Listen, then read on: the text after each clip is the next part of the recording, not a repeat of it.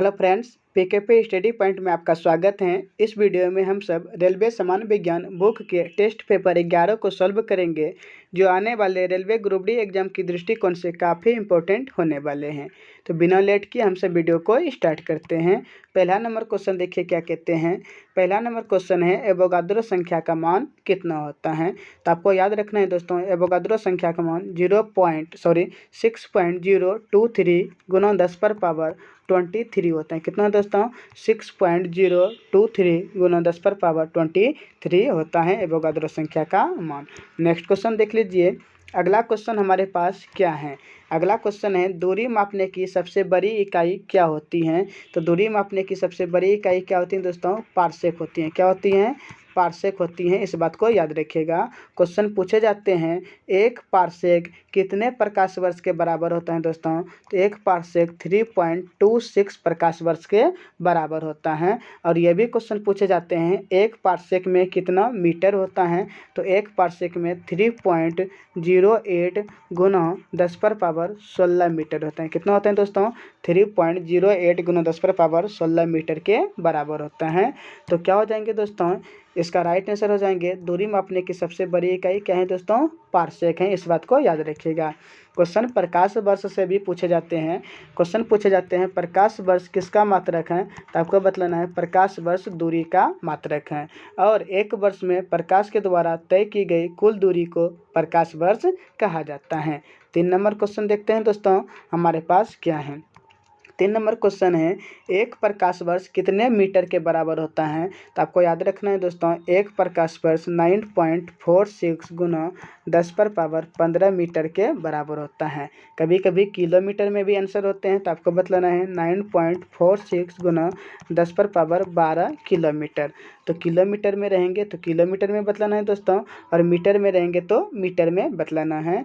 तो एक प्रकाश वर्ष कितने मीटर के बराबर होता है? 9.46 गुना 10 पर पावर 15 मीटर के बराबर होता है। ऑप्शन नंबर बी बिल्कुल करेक्ट है। अगला क्वेश्चन देख लेते हैं दोस्तों। अगला क्वेश्चन क्या कहते हैं। नेक्स्ट क्वेश्चन है 1 लीटर कितने गैलन के बराबर होता है। तो आपको बतलाना है 1 लीटर 0.2642 गैलन के बराबर होता है। इस बात को याद रखिएगा। ऑप्शन नंबर ए बिल्कुल करेक्ट आंसर है। कभी कभी क्वेश्चन ये भी पूछे जाते हैं कि 1 गैलन कितने लीटर के बराबर होता है। तो आपको बतलाना है 1 गैलन 3.785 लीटर के बराबर होता है। दोनों बात याद रखिएगा अच्छी तरीके से। नेक्स्ट क्वेश्चन देख लेते हैं दोस्तों। अगला क्वेश्चन क्या कहते हैं। अगला क्वेश्चन है हमारे पास एक फर्मी कितना मीटर के बराबर होता है। एक फर्मी कितना मीटर के बराबर होता है। तो आपको बतलाना है एक फर्मी 10 पर पावर -12 मीटर के बराबर होता है, -15 मीटर के बराबर होता है। तो ऑप्शन नंबर बी बिल्कुल करेक्ट आंसर है दोस्तों। इस बात को याद रखिएगा। क्वेश्चन ये भी पूछे जाते हैं एक एंगस्ट्रम कितना मीटर के बराबर होता है। तो एक एंगस्ट्रम 10 पर पावर -10 मीटर के बराबर होता है। एक पिकोमीटर कितना मीटर के बराबर होता है दोस्तों। तो एक पिकोमीटर 10 पर पावर -12 मीटर के बराबर होता है।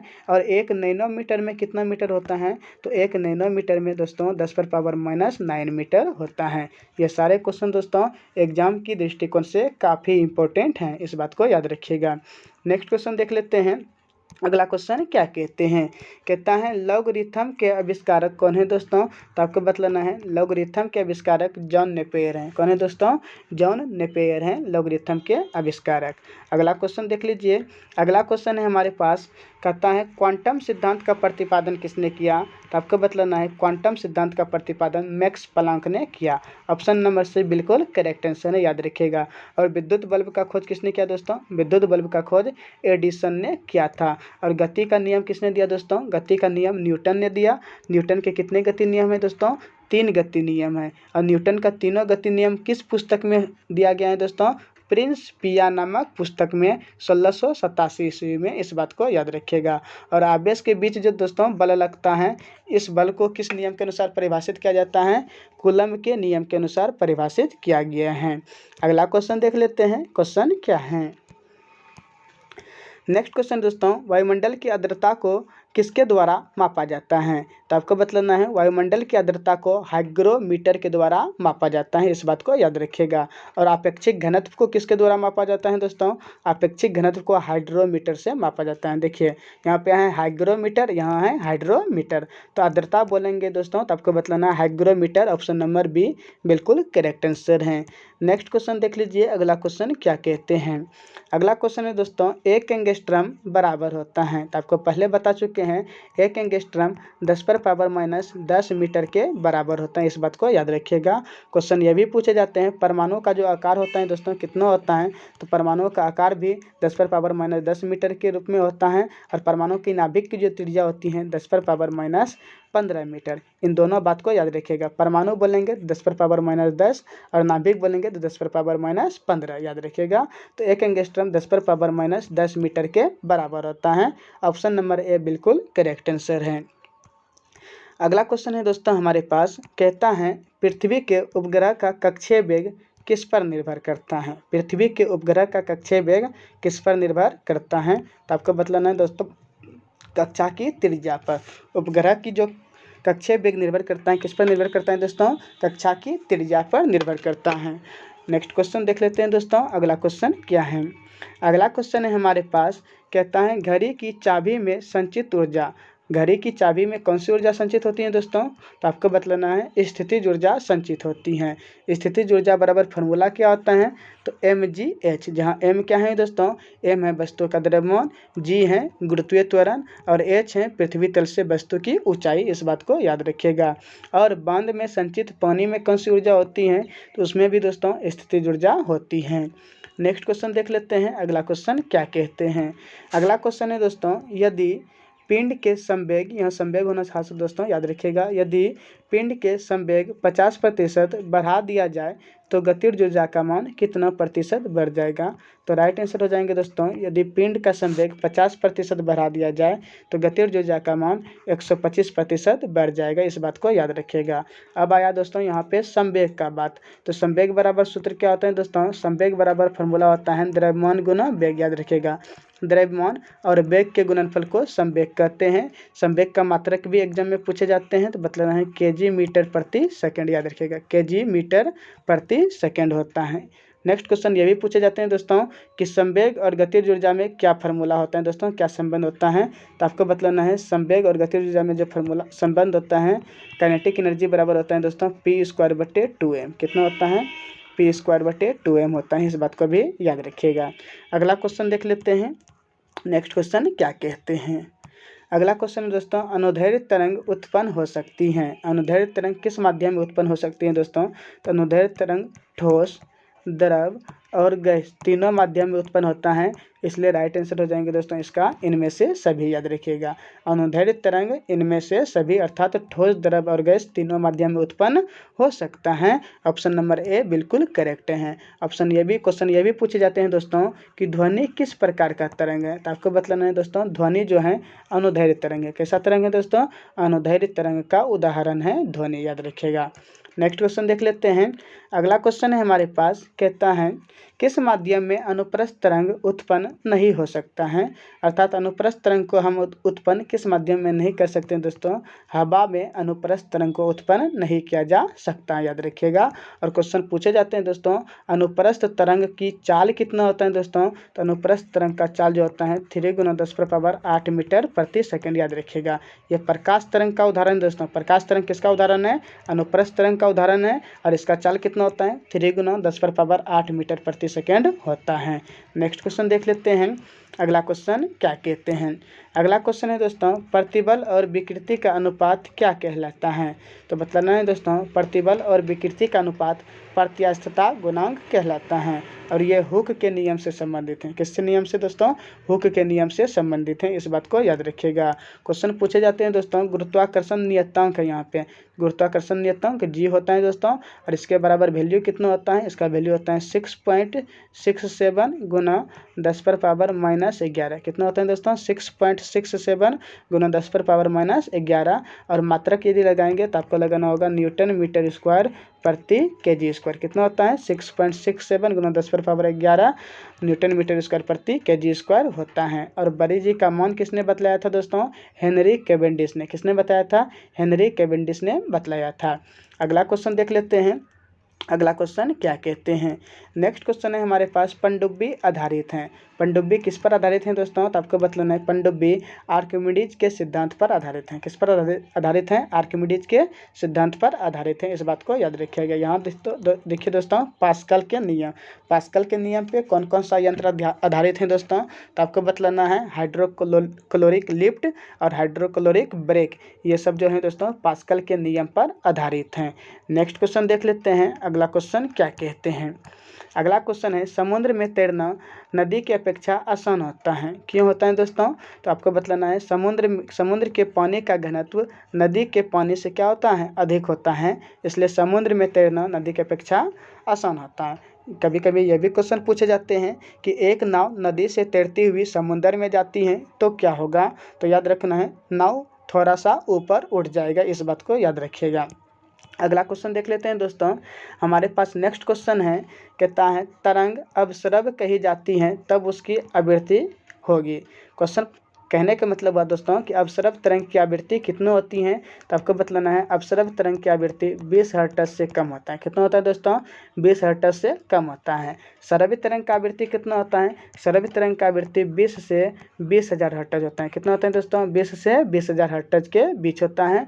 और पराश्रव्य तरंग का आवृत्ति यदि पूछेंगे दोस्तों तो आपको बतलाना है पराश्रव्य तरंग का आवृत्ति 20,000 हर्ट्ज से अधिक होता है। इस बात को भी जरूर याद रखिएगा। तो राइट आंसर क्या हो जाएंगे दोस्तों?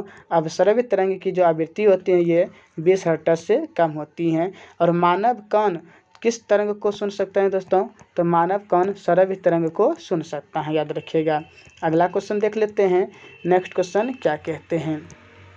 अगला क्वेश्चन है दोस्तों हमारे पास, यदि तरंग की लंबाई का मान आधा कर दिया जाए तो ध्वनि का वेग क्या होगा? तो आपको बतलाना है दोस्तों यदि तरंग की लंबाई का मान आधा कर दिया जाए तो ध्वनि का वेग भी आधा हो जाएगा।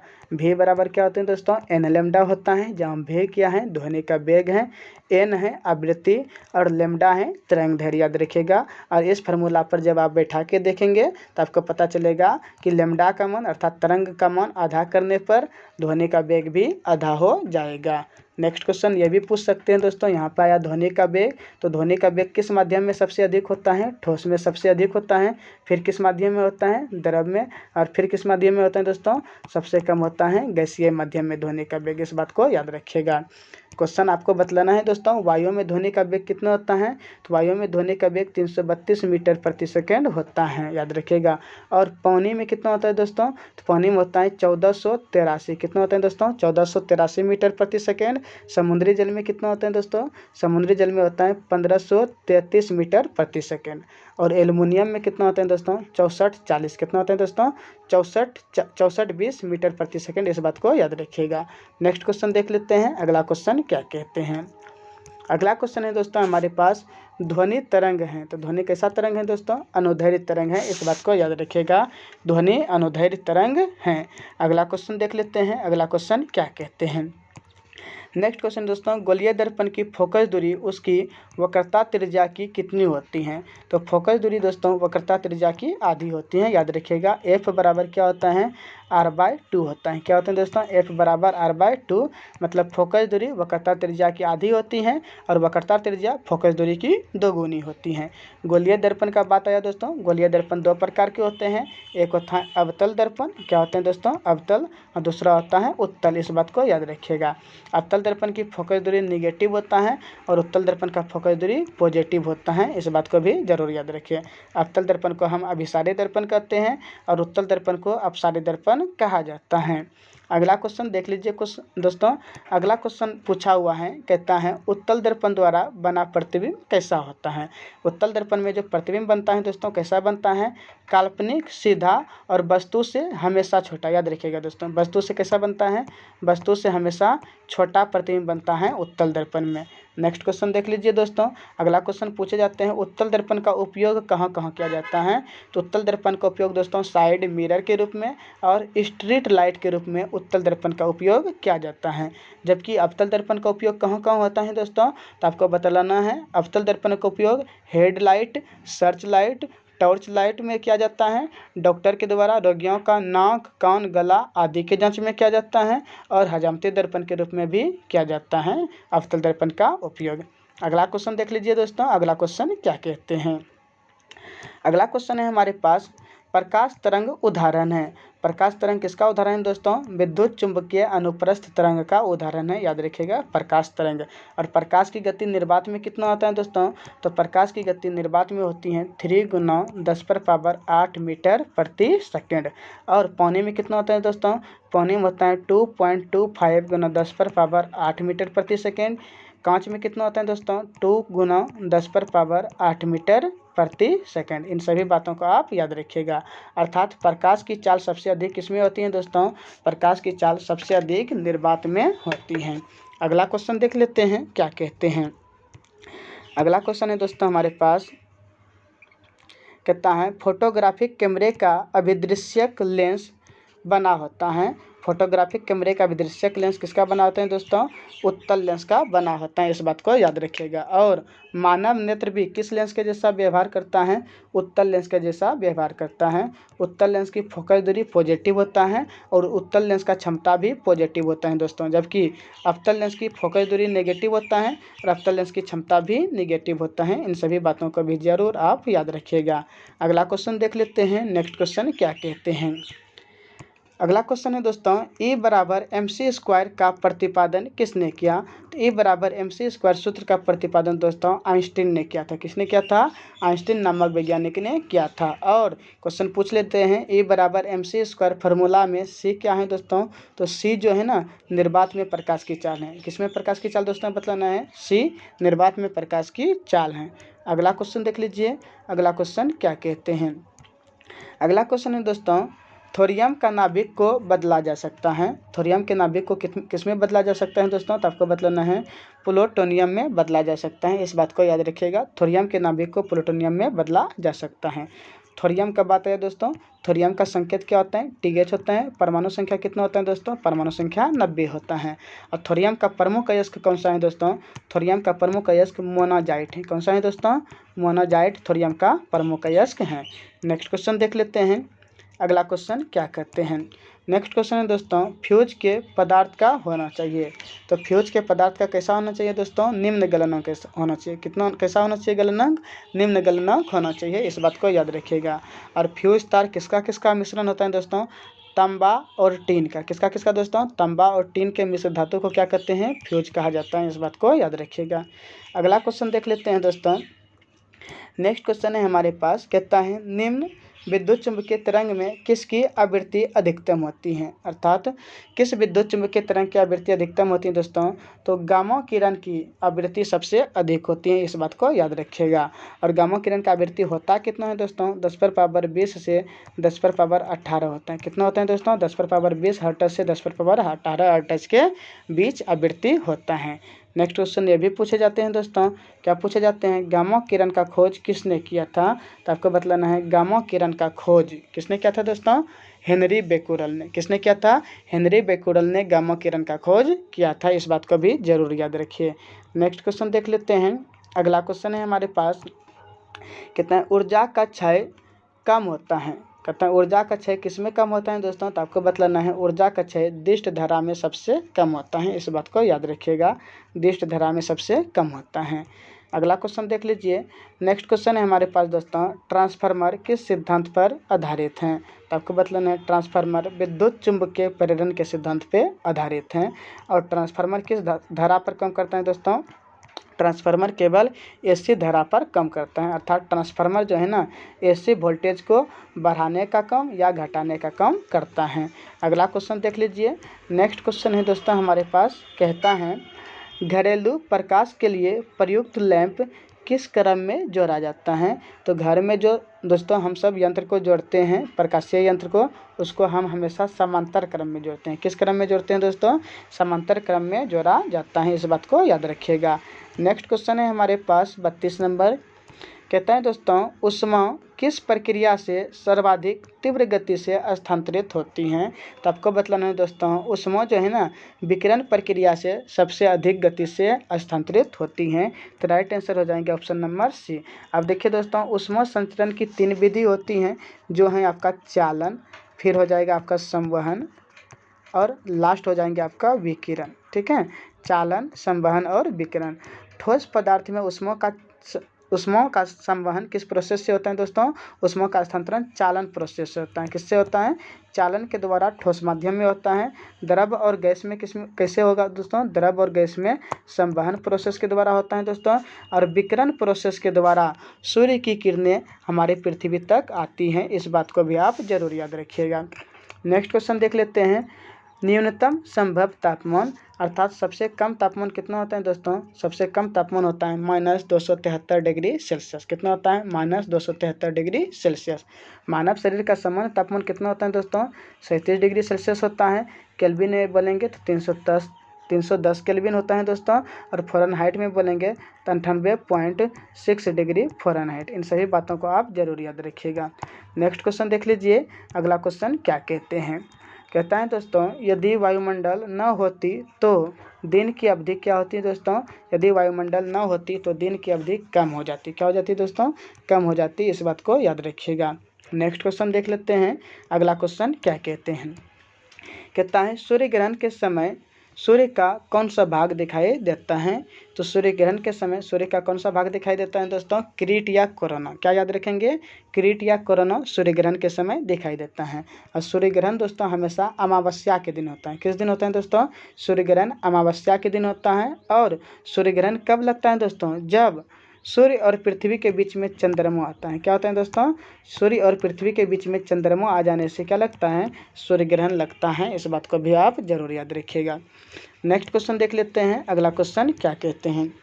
अगला क्वेश्चन है दोस्तों हमारे पास, कहता है सूर्य के प्रकाश का आंतरिक परावर्तन हो सकता है। सूर्य के प्रकाश का आंतरिक परावर्तन मतलब पूर्ण आंतरिक परावर्तन हो सकता है।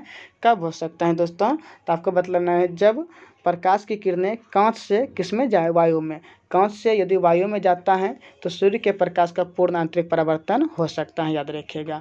इससे रिलेटेड एक क्वेश्चन पूछे जाते हैं दोस्तों कि हीरा किस कारण चमकता है? तो आपको बतलाना है पूर्ण आंतरिक परावर्तन के कारण हीरा चमकता हुआ प्रतीत होता है। तो इस वीडियो में आज के लिए इतना ही। यदि आपको वीडियो अच्छा लगा हो तो वीडियो को लाइक कर दीजिए। और यदि चैनल पर पहली बार जुड़े हैं तो चैनल को सब्सक्राइब कर बेल आइकन दबा दीजिए ताकि आने वाले हर एक वीडियो का नोटिफिकेशन आपको मिलता रहे। जय हिंद, जय भारत।